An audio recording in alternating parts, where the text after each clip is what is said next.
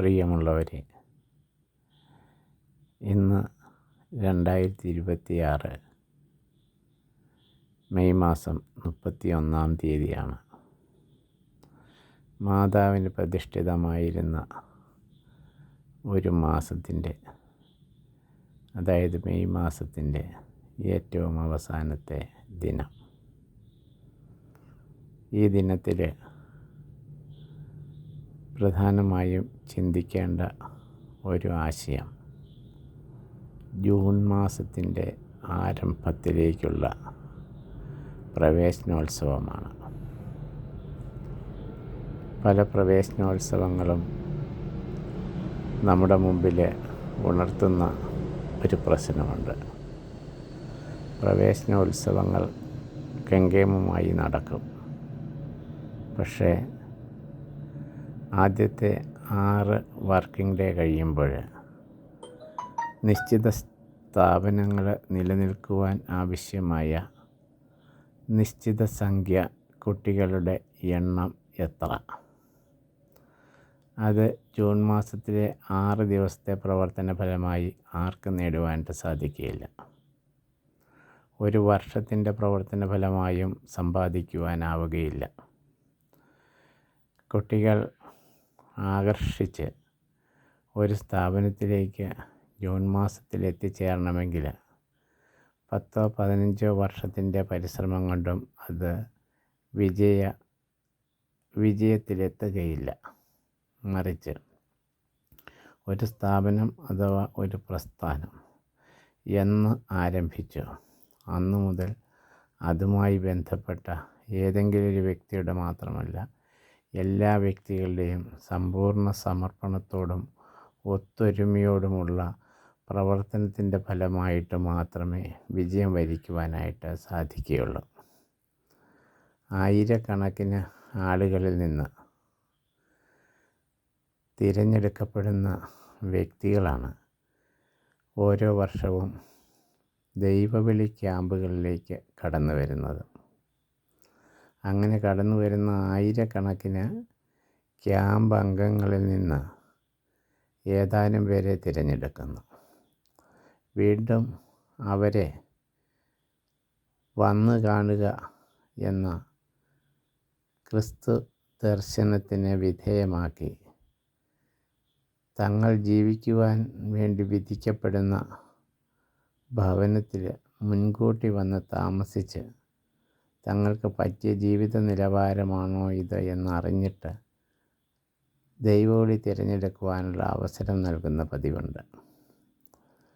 ഇത്തരം രംഗങ്ങളെക്കുറിച്ച് എൻ്റെ അറിവ് വെച്ച് പലപ്പോഴും 20-ൽ കുറയാത്ത കുട്ടികളെ CMI തിരുവനന്തപുരം പ്രവിശ്യയുടെ സെമിനാരിയിലെ പ്രവേശനോത്സവത്തിൽ പങ്കെടുക്കുവാനായി തിരഞ്ഞെടുത്തിരുന്നു. ഞാൻ ആദ്യം അഥവാ ഇടയ്ക്ക് സൂചിപ്പിച്ചതുപോലെ ആയിരക്കണക്കിന് കുട്ടികളിൽ നിന്ന് പ്രത്യേകം പല ഘട്ടങ്ങളായി തിരഞ്ഞെടുക്കുകയും പലതരത്തിലുള്ള കാരണങ്ങളാൽ ചിലരെയെല്ലാം നിരുത്സാഹപ്പെടുത്തുകയും മറ്റു ചില കാരണങ്ങളാൽ പ്രത്യേക ദൈവനിശ്ചയപ്രകാരം തങ്ങൾ തിരഞ്ഞെടുക്കുവാൻ ആഗ്രഹിക്കുന്ന ജീവിത വൃത്തിക്ക് യോജിച്ചവരെന്ന് കാണുന്നവരെ സർവാത്മന പ്രോത്സാഹിപ്പിച്ചു കിട്ടുന്ന കുട്ടികളെ മുഴുവൻ എടുക്കാതെ ബഹുഭൂരിപക്ഷത്തെ തള്ളിക്കളഞ്ഞുകൊണ്ട് വെറും 20 പേരെ മാത്രമായി സ്വീകരിക്കുമ്പോൾ അതിനുവേണ്ടി ഓടി നടന്നയാൾ അനുഭവിക്കുന്ന വിമ്മിഷ്ടം കുറച്ചൊന്നുമല്ല. തങ്ങൾ തിരഞ്ഞെടുക്കപ്പെടാതെ തള്ളപ്പെടുമ്പോൾ ദുഃഖാർത്തരായി വീട്ടിലേക്ക് പോകുന്നതിൻ്റെ നൊമ്പരം മുൻകൂട്ടി കണ്ട് മറ്റ് രൂപതകളിലേക്കും മറ്റ് പ്രൊവിൻസുകളിലേക്കും മറ്റ് സഭകളിലേക്കുമൊക്കെ അവരെ തിരിച്ചു വിട്ടിരുന്നതിൻ്റെ നൊമ്പരങ്ങളും ഓർമ്മയിലുണരുകയാണ്. ഈ പശ്ചാത്തലത്തിൽ വേണം ഇന്നേ ദിവസം, അതായത് മെയ് 31 ജൂൺ മാസത്തിലെ 1-ാം ദിനത്തിലെ പ്രവേശനോത്സവത്തിലേക്ക് പ്രവേശിക്കുന്ന കുട്ടികളെക്കുറിച്ച് വിലയിരുത്തുവാൻ ഓരോ സഭയുടെയും, ഓരോ പ്രൊവിൻസിൻ്റെയും, ഓരോ സ്കൂളിൻ്റെയും, ഓരോ കോളേജിൻ്റെയും, ഓരോ യൂണിവേഴ്സിറ്റികളുടെയും നിലനിൽപ്പിൻ്റെ അടിസ്ഥാന ഘടകം അതിൽ നിന്ന് ഫലമാഗ്രഹിക്കുവാൻ ആഗ്രഹിച്ച് കടന്നു വരുന്ന കാൻഡിഡേറ്റ്സാണ്. അഥവാ അതിലംഗത്വം എടുക്കുവാൻ ആഗ്രഹിച്ച് എത്തുന്ന അർത്ഥികളാണ്. സെമിനാരി ഭാഷയിൽ പറഞ്ഞാൽ അവിടേക്ക് കടന്നു വരുന്ന ആസ്പിരൻസിൻ്റെ ആദ്യ ദിനത്തിലെ എണ്ണം അത് ഒരു സഭയുടെ പ്രവർത്തനത്തെ, അഥവാ ഒരു സ്ഥാപനത്തിലെ വ്യക്തികളുടെ പ്രവർത്തനത്തെ മൊത്തമായും വ്യക്തമാക്കുന്ന സുന്ദരമായൊരു അളവുകോലാണ്, അളവ് രേഖയാണ്. പ്രിയമുള്ളവരെ, നമുക്ക് ഈ പശ്ചാത്തലത്തിൽ ചിന്തിക്കേണ്ടിയിരിക്കുന്നു. എന്താണ് ഇന്നത്തെ നമ്മുടെ നിലവാരം? ഓർക്കുക, ഒരിക്കലും നാം വിശ്വസിക്കുകയോ നാം ജീവിക്കുകയോ ചെയ്യുന്ന മതത്തിലേക്ക് ആരെയെങ്കിലും ക്ഷണിക്കുകയോ പ്രേരിപ്പിക്കുകയോ അവയിലേക്ക് അംഗമായി തീരുവാനായിട്ട് ഏതെങ്കിലും തരത്തിൽ നിർബന്ധിക്കുകയോ ഒക്കെ ചെയ്യുന്നത് ക്രിസ്തു ദർശനത്തിന് വിരുദ്ധമായ നടപടിയാണ്. യേശു പറഞ്ഞു, നിങ്ങൾ ലോകമെങ്ങും പോയി ജനതകളെ ജ്ഞാനസ്നാനപ്പെടുത്തുക എന്ന്. ജ്ഞാനം കൊണ്ട് കഴുകുക എന്നതിനർത്ഥം അവരെ ജ്ഞാനസ്നാനപ്പെടുത്തി സ്വന്തം കൂട്ടത്തിലോ കൂടയിലോ ആക്കുക എന്നല്ല. ക്രിസ്തുവിൻ്റെ ഒരംശത്തിലും അദ്ദേഹം അങ്ങനെ വിചാരിക്കുകയോ ചിന്തിക്കുകയോ പോലും ചെയ്തിട്ടില്ല. നമ്മുടെ വ്യാഖ്യാനത്തിൽ വന്ന പാളിച്ചയും പാകപ്പിഴകളും ആണത്. ഒരിക്കലും രാഷ്ട്രീയ പാർട്ടിക്കാരെ പോലെ അംഗങ്ങളുടെ എണ്ണം കൂട്ടുന്നതിനുള്ള പ്രസ്ഥാനമല്ല ക്രിസ്തു വിഭാവനം ചെയ്ത ക്രിസ്തു സഭയ്ക്ക് ഉള്ളത്. അങ്ങനെ ആരെങ്കിലും ചെയ്യുകയോ അവർ ചെയ്യുന്ന പ്രവൃത്തികൾ അങ്ങനെയാണ് എന്ന് തെറ്റിദ്ധരിക്കപ്പെടുകയോ ചെയ്യുന്നുവെങ്കിൽ അവയ്ക്ക് കാരണമായിട്ടുള്ളത് അവിവേകമായ ചില പ്രവർത്തനങ്ങളും അനാവശ്യമായ ആവേശങ്ങളും സൃഷ്ടിച്ച ചില അപകടങ്ങൾ മാത്രമാണ് എന്ന് ഓർത്തിരിക്കാം. ഇത്തരത്തിൽ വേണം നമ്മൾ മെയ് 31 നോക്കിക്കാണേണ്ടത്. അപ്പോൾ ചിതമായിട്ടുള്ളത് എന്താണ്? നിങ്ങൾ ലോകമെങ്ങും പോയി ജനതകളെ ജ്ഞാനസ്നാനപ്പെടുത്തുക എന്ന കൽപ്പന ശിരസാ വഹിച്ച് ജീവിക്കുവാനുള്ളവരാണ് ക്രിസ്ത്യാനികൾ എന്ന് പറയുമ്പോഴും ജ്ഞാനസ്നാനപ്പെടുത്തുക എന്നതിൻ്റെ കൂടെ തന്നെ വിശ്വസിച്ച് സ്വമനസ്സ കടന്നു വരുന്നവരെ മാത്രമാണ് നാം സ്വീകരിക്കേണ്ടത്. ആ സ്വീകരിക്കൽ യത്നത്തിൽ തികച്ചും നിസ്സംഗമായ ഒരു സ്വഭാവവിശേഷം നമ്മൾ സൃഷ്ടിച്ചെടുക്കേണ്ടതായിട്ടുണ്ട്. എങ്കിൽ മാത്രമേ ക്രിസ്തു വിഭാവനം ചെയ്ത അഥവാ ഉദീർണം ചെയ്തിട്ടുള്ള നിൻ്റെ വിശ്വാസം നിന്നെ രക്ഷിക്കട്ടെ എന്ന തത്വത്തിൻ്റെ അർത്ഥപൂർണമായ അനുഷ്ഠാനമോ ആചരണമോ സമൂഹത്തിൽ നിലനിൽക്കുകയുള്ളൂ. നാം നമ്മുടെ മതവിശ്വാസത്തിലേക്കോ നമ്മുടെ ദർശനത്തിലേക്കോ ഒരാളെ വിളിച്ചു വരുത്തുമ്പോൾ നാം ജീവിക്കുന്ന ദർശനം 100% കുറ്റമറ്റതാണ് എന്നും ആ ദർശനത്തിൽ അഥവാ ആ കൂട്ടായ്മയുടെ ഭാഗമാകുന്നത് വഴി ആ വ്യക്തിയുടെ സമഗ്രമായ വളർച്ചയ്ക്കോ വ്യക്തിത്വത്തിനോ യാതൊരുവിധ ഹാനിയും സംഭവിക്കില്ല എന്നും ഉറപ്പാക്കേണ്ടതായിട്ടുണ്ട്.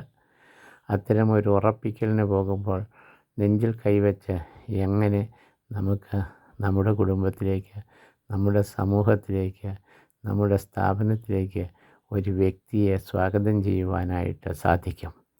കുറ്റമറ്റ കുടുംബങ്ങൾ, കുറ്റമറ്റ സ്ഥാപനങ്ങൾ, കുറ്റമറ്റ വിദ്യാഭ്യാസ സ്ഥാപനങ്ങൾ, കുറ്റമറ്റ സെമിനാരികൾ, കുറ്റമറ്റ മതങ്ങൾ, അവയിലേക്ക് മാത്രമേ അതിൻ്റെ ഭാഗമായിരിക്കുന്ന വ്യക്തികൾക്ക് മറ്റുള്ളവരെ ക്ഷണിക്കുവാനായിട്ട് അവകാശമുള്ളൂ. ഇത്തരം ചിന്തകളിലൂടെ കടന്നു പോകുമ്പോൾ നമ്മൾ നിസ്സംഗരായി അഥവാ നിശ്ചലരായി ഒരു പരിധിവരെയും ഒന്നും ചെയ്യാതെ നിർജീവമായി നിലകൊള്ളേണ്ട അവസ്ഥ നമ്മിൽ വന്നു ചേരുന്നു എന്നതൊരു യാഥാർത്ഥ്യമാണ്.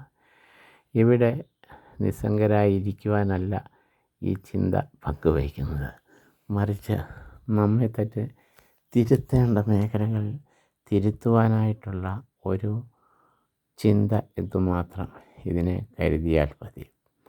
അതായത് ഏതെങ്കിലും കാരണവശാൽ നമ്മൾക്ക് മറ്റൊരു മതത്തിൽ നിന്നും സ്വന്തം മതത്തിലേക്കോ സ്വന്തം സെമിനാരിയിലേക്കോ സ്വന്തം കുടുംബത്തിലേക്ക് വിവാഹം വഴിയോ മറ്റൊരാളെ ക്ഷണിക്കുവാനോ കൊണ്ടുവരുവാനോ യാതൊരുവിധ അവകാശവുമില്ല. സംശയിക്കേണ്ട. പിന്നെ എങ്ങനെയാണ് മറ്റുള്ളവർ നമ്മെ അറിയുകയും മനസ്സിലാക്കുകയും ചെയ്യുമ്പോൾ നമ്മുടെ കുടുംബത്തിലെ അംഗമായി തീരുന്നതിന് ആളുകൾ ആഗ്രഹിക്കുന്നു? അത്രമാത്രം കുറ്റമറ്റതും മറ്റുള്ളവരെ വളർത്തുന്നതുമാണ് നമ്മുടെ കുടുംബമെന്ന് നമ്മുടെ കുടുംബത്തിലെ കുടുംബാംഗങ്ങളുടെ ജീവിതത്തിൽ നിന്നും നാം പറയാതെ, പ്രഘോഷിക്കാതെ, പരസ്യപ്പെടുത്താതെ മറ്റുള്ളവർ അനുഭവിച്ച് അറിയുവാനിടയാകത്തക്ക വിധം നമ്മുടെ കുടുംബജീവിതത്തെ പരിശുദ്ധമായി നിലനിർത്താനായിട്ട് ശ്രദ്ധിക്കണമെന്നർത്ഥം. കുടുംബജീവിതം തന്നെയല്ല, മതജീവിതവും ഇപ്രകാരം തന്നെ.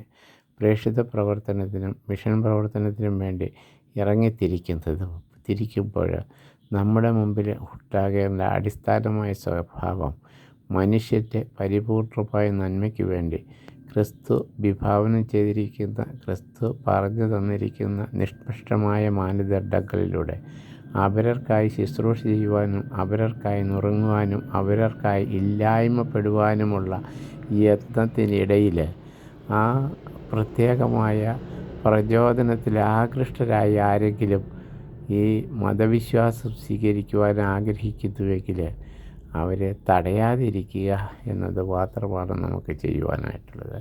അവരെ പ്രോത്സാഹിപ്പിക്കുവാനോ പ്രേരിപ്പിക്കുവാനോ നമുക്ക് യാതൊരുവിധ അവകാശവുമില്ല. അങ്ങനെ ഒരു കാര്യം ക്രിസ്തു നമുക്ക് പറഞ്ഞു തന്നിട്ടേ ഇല്ല. മറിച്ച് മറ്റൊരു കാര്യമാണ് അവിടെ പറഞ്ഞിരിക്കുന്നത്. മാവിൽ പുളിപ്പെന്നതുപോലെ പ്രവർത്തിക്കുക എന്നത് മാത്രമാണ്. ഈ ലോകത്തിലെ നമ്മുടെ ജീവിതത്തിൽ നമ്മിലെ നന്മയുടെ പുളിപ്പുകൾ മുഴുവൻ മാവിനെയും പുളിപ്പുള്ളതാക്കി തീർക്കും, അഥവാ മുഴുവൻ സമൂഹത്തെയും സ്വാധീനിക്കും. അതുകൊണ്ട് അത്തരത്തിലുള്ള ഒരു യത്നത്തിന് വേണ്ടിയുള്ള പരിശ്രമമായിരിക്കണം നമ്മുടെ മുൻപിൽ ഉണ്ടാകേണ്ടത് എന്ന് ഈ മെയ് 31 നമ്മെ ഓർമ്മിപ്പിക്കുന്നു. നമുക്ക് കാത്തിരിക്കാം. 2026 വിവിധ സഭകളുടെ, വിവിധ മതങ്ങളുടെ, വിവിധ കുടുംബങ്ങളുടെ, വിവിധ സ്ഥാപനങ്ങളുടെ, വിവിധ പ്രസ്ഥാനങ്ങളുടെ ആരംഭ ദിനത്തിലേക്ക് മറ്റുള്ളവരെ ക്ഷണിക്കുവാനും വരുത്തുവാനും ഉള്ള പ്രവേശനോത്സവ പ്ലക്കാർഡുകളുമായി അണിനിരത്തുമ്പോൾ മുകളിൽ പറഞ്ഞ ചിന്തകൾ നമ്മുടെ മനസ്സിൽ കൊണ്ടുവരാം. ഇതിൽ ആരെയെങ്കിലും നമ്മൾ നിർബന്ധിച്ച് നമ്മോടൊപ്പം ചേർക്കുന്നുണ്ടോ എങ്കിൽ നമുക്ക് തെറ്റുപറ്റി. അവരെൻ്റെ സ്വാതന്ത്ര്യത്തെയും അവരെൻ്റെ ജീവിതത്തിലെ ഇഷ്ടങ്ങളെയും ഹനിക്കുവാനും നമ്മുടെ ഇഷ്ടങ്ങൾക്കും നമ്മുടെ ആഗ്രഹങ്ങൾക്കും വേണ്ടി മറ്റുള്ളവരെ ചൂഷണം ചെയ്ത് നമ്മുടെ പരിധിയിലാക്കാനോ വസതിയിലാക്കാനോ വസൂലാക്കാനോ ശ്രമിക്കുന്നതൊക്കെയും കഠിനമായ പാപമാണ്. ക്രിസ്തു ദർശനത്തിന് നിരക്കുന്ന സമഭാവനയുടെയോ സ്നേഹത്തിൻ്റെയോ ത്യാഗത്തിൻ്റെയോ അടയാളമല്ല അവിടെയൊക്കെ നിറഞ്ഞു നിൽക്കുന്നത്. അത്തരം പ്രവർത്തനങ്ങൾ നമ്മൾ ഏർപ്പെടുമ്പോൾ ക്രിസ്തു നമ്മിൽ നിന്ന് ഒരിക്കലും പ്രതീക്ഷിക്കാത്ത ചൂഷണത്തിൻ്റെ മേഖലകളിലേക്ക് നാം വീണുപോകും എന്ന സത്യം ഇവിടെ നമുക്ക് ഓർമ്മിക്കാം. നമുക്ക് ദൈവത്തിന് മുമ്പാകെ ഈ ചിന്ത ഒരു പ്രാർത്ഥനയായി സമർപ്പിക്കാം. ഈ ജൂൺ 1 ഈ മെയ് 31 ശേഷം വരുന്ന ജൂൺ 1 എല്ലാ പ്രസ്ഥാനങ്ങളിലേക്കും മറ്റുള്ളവരെ ക്ഷണിക്കുന്ന അഥവാ പ്രവേശനോത്സവത്തിന് വേണ്ടി ഒരുങ്ങുന്ന ദിനമാകുമ്പോൾ നീതിപൂർവമായ ഒരു നിശ്ചയദാർഢ്യത്തിൽ അടിയുറച്ചുള്ള ഒരു പ്രവർത്തനം നമ്മിൽ നിന്ന് ഉണ്ടാകുവാൻ ക്രൈസ്തവരായ നമുക്ക് ശ്രദ്ധ വയ്ക്കാം. ക്രിസ്തുവിൻ്റെ ദർശനം ഒരിക്കലും മറ്റ് ദർശനങ്ങളെ ഇല്ലായ്മപ്പെടുത്തുന്നതോ നശിപ്പിക്കുന്നതല്ല. സീസറിനുള്ളത് സീസറിന് കൊടുക്കണം എന്ന് ഉപദേശിക്കുന്ന സുന്ദരമായൊരു സന്ദേശമാണ് ക്രിസ്തു നമ്മെ പഠിപ്പിച്ചിട്ടുള്ളത്. നമുക്ക് പറ്റാത്തത് ചെയ്യുവാൻ ഒരിക്കലും നിർബന്ധിക്കാത്ത ക്രിസ്തുവിൻ്റെ ദർശനത്തോട് ചേർന്നുകൊണ്ട് നമ്മുടെ ജീവിത ചിന്തകളെ ഒരിക്കൽ കൂടി നമുക്ക് നവീകരിക്കാം. ഇന്നേ ദിവസം സഭ ഉണ്ടായ കാലം മുതൽ, ഇവിടെ ഉദ്ദേശിക്കുന്ന CMI സഭയാണ്. CMI സഭ ഉണ്ടായ കാലം മുതൽ ഇന്നേ വരെ ഇതിലംഗമായിട്ടുള്ളവരുടെ പ്രവർത്തന ഫലമായിട്ടാണ് ഈ വർഷത്തിൻ്റെ ആരംഭത്തിൽ ഏതെങ്കിലും കുട്ടികൾ ഈ സഭയിലേക്ക് അംഗമായിട്ട് ചേരുവാനായിട്ട് വരുന്നത്.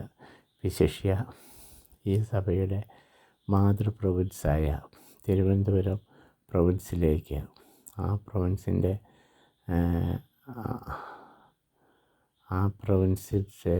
യോഗാർത്ഥി ഭവനം 1-ാം വർഷ പ്രവേശനത്തിന് ആഗ്രഹിച്ച് എത്തുന്ന എല്ലാവർക്കും അഭിനന്ദനങ്ങളും ആശംസകളും നേരാം. അവരെ ഒരുക്കി, അവരെ ഈ സഭയുടെ ഭാഗമാക്കുവാനായിട്ട് പരിശ്രമിച്ച സഭാംഗങ്ങൾക്കും അധികാരികൾക്കും ആത്മീയ പിതാക്കന്മാർക്കും അതിനുവേണ്ടി നിയോഗിക്കപ്പെട്ട വൊക്കേഷൻ ഡയറക്ടർമാർക്കും അഭിനന്ദനങ്ങളും ആശംസകളും പ്രാർത്ഥനകളും സമർപ്പിക്കാം. എല്ലാവർക്കും പ്രവേശനോത്സവത്തിൻ്റെ ആശംസകൾ, അഭിനന്ദനങ്ങൾ.